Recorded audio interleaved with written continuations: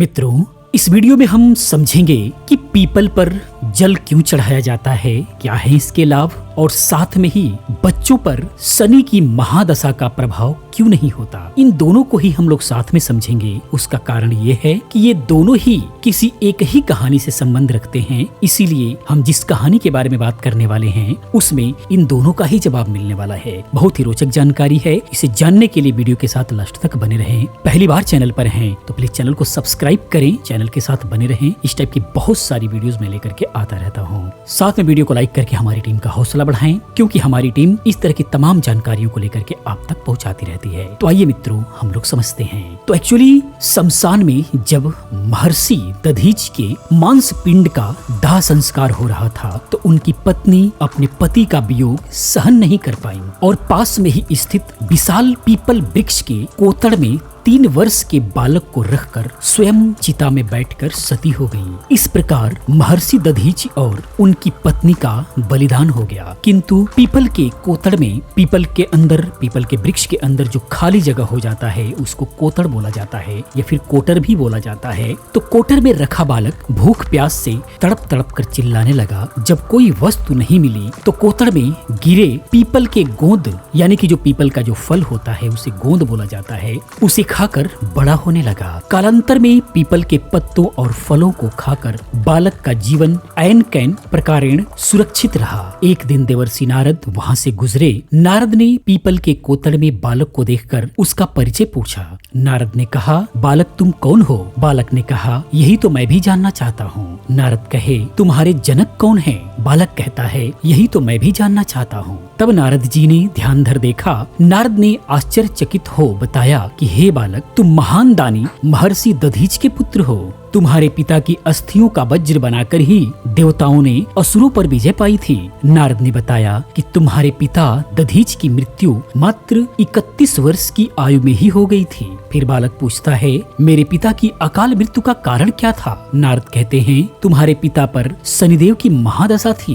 बालक पूछता है, मेरे ऊपर आई विपत्ति का कारण क्या था? उसके जवाब में भी नारद जी कहते हैं कि शनिदेव की ही महादशा थी। इतना बताकर देवर्षि नारद ने पीपल के पत्तों और गोंदों को खाकर जीने वाले बालक का नाम पिप्पलाद रखा और उसे दीक्षित किया, यानी उसे शिक्षा दीक्षा देने का काम किया। नारद के जाने के बाद बालक पिप्पलाद ने नारद के बताए अनुसार ब्रह्मा जी की घोर तपस्या कर उन्हें प्रसन्न किया। ब्रह्मा जी ने जब बालक पिप्पलाद से वर मांगने को कहा तो पिप्पलाद ने अपनी दृष्टि मात्र से किसी भी वस्तु को जलाने की शक्ति की मांग की। ब्रह्मा जी से वर मिलने पर सर्वप्रथम पिप्पलाद ने शनिदेव का आवाहन कर अपने सम्मुख प्रस्तुत किया और सामने पाकर आंखें खोलकर भस्म करना शुरू कर दिया। शनिदेव सशरीर जलने लगे। ब्रह्मांड में कोलाहल मच गया। सूर्य पुत्र शनि की रक्षा में सारे देव विफल हो गए। सूर्य भी अपनी आंखों के सामने अपने पुत्र को जलता हुआ देखकर ब्रह्म जी से बचाने हेतु विनय करने लगे। अंततः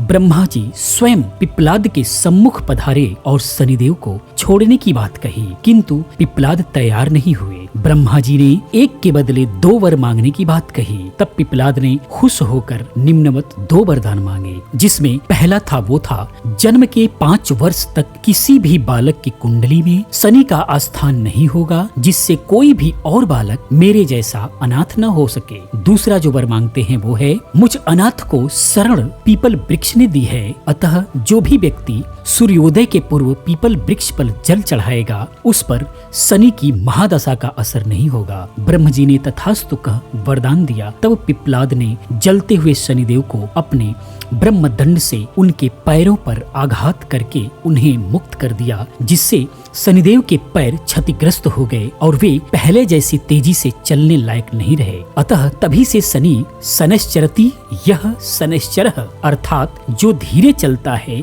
वही शनैश्चर है।